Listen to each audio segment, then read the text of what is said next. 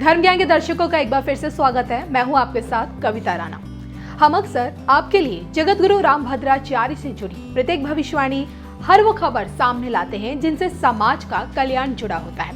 हम उन्हीं जगत गुरु रामभद्राचार्य की बात कर रहे हैं जिन्होंने अपने असाधारण कार्यों से समाज में अपनी एक अलग पहचान बनाई है। जगत गुरु रामभद्राचार्य जो लोगों के लिए संत के रूप में परमात्मा के अवतार हैं।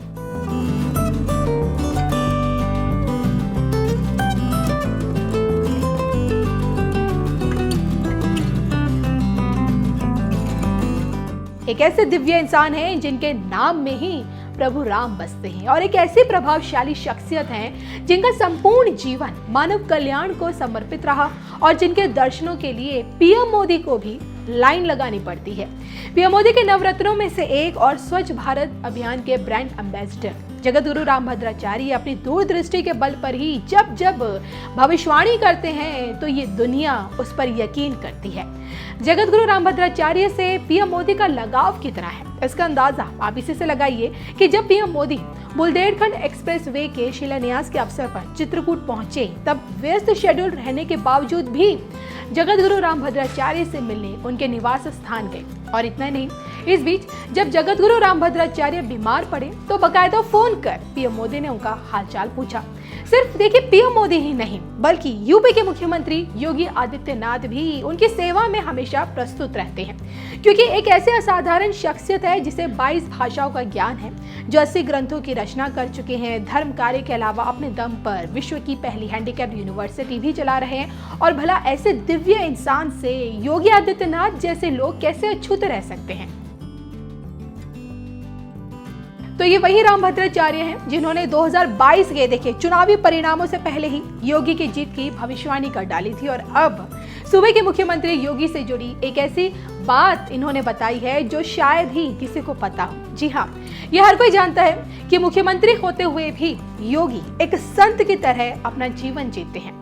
संत होने के नाते योगी आदित्यनाथ अपने घर परिवार से दूर रहते हैं। सिर्फ घर परिवार से ही नहीं बल्कि उन्होंने तमाम ऐशो आराम और दौलत से भी नाता तोड़ रखा है। ऐसे में सीएम योगी को जो लाखों रुपए का वेतन बतौर मुख्यमंत्री दिया जाता है वो जरूरतमंद लोगों की मदद के लिए चला जाता है। दरअसल एक मीडिया इंटरव्यू में जब मुख्यमंत्री योगी जी से उनके वेतन को लेकर पूछा गया तो उन्होंने बताया कि वो अपने वेतन के पैसों का ज्यादा से ज्यादा उपयोग जरूरतमंद लोगों की मदद करने में ही करते हैं। सीएम योगी ने यह भी कहा कि जब वो किसी की मदद करते हैं तो दूसरों के सामने इस बात को जताना बिल्कुल पसंद नहीं करते और यहाँ तक कि उनके अधिकारियों को भी इस बात को किसी और को बताने की इजाजत बिल्कुल नहीं होती है।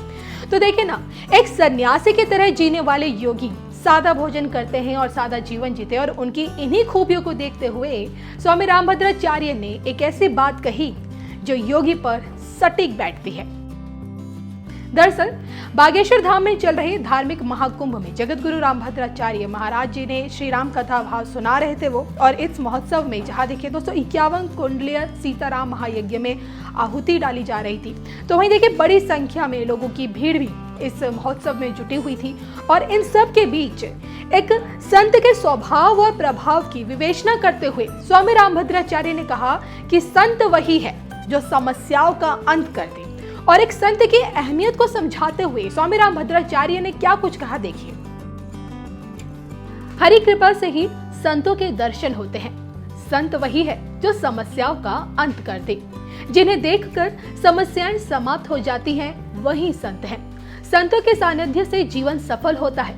हनुमान जी ने ब्राह्मण ब्रह्मचारी का भेष बनाकर श्री राम से भेंट की और 5 प्रश्न पूछे।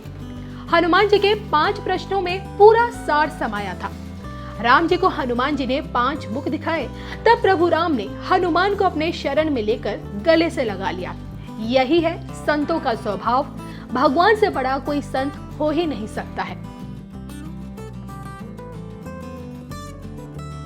तो इस धार्मिक महाकुंभ में संत की व्याख्या करते हुए भले ही स्वामी रामभद्राचार्य ने तो देखिए योगी आदित्यनाथ जी का नाम नहीं लिया हो, लेकिन सूत्रों की माने तो संत को लेकर कही गई उनकी एक एक बात मुख्यमंत्री योगी आदित्यनाथ पर फिट बैठती है, क्योंकि संत रूपी मुख्यमंत्री के भेष में योगी आदित्यनाथ न सिर्फ देखिए हर जरूरतमंद की मदद करते हैं, बल्कि जनता की तमाम समस्याओं का भी अंत करते रहे हैं। अगर वही संत हैं जो लोगों की समस्याओं का अंत करे, तो फिर सन्यासी का जीवन जीने वाले योगी से बढ़कर कोई संत नहीं। जी हाँ, बहरहाल मथुरा मुख्यमंत्री सन्यासी का जीवन जीने वाले योगी आदित्यनाथ जी के बारे में आप लोग क्या सोचते हैं, इसको लेकर अपने विचार कमेंट बॉक्स में जरूर दीजिए।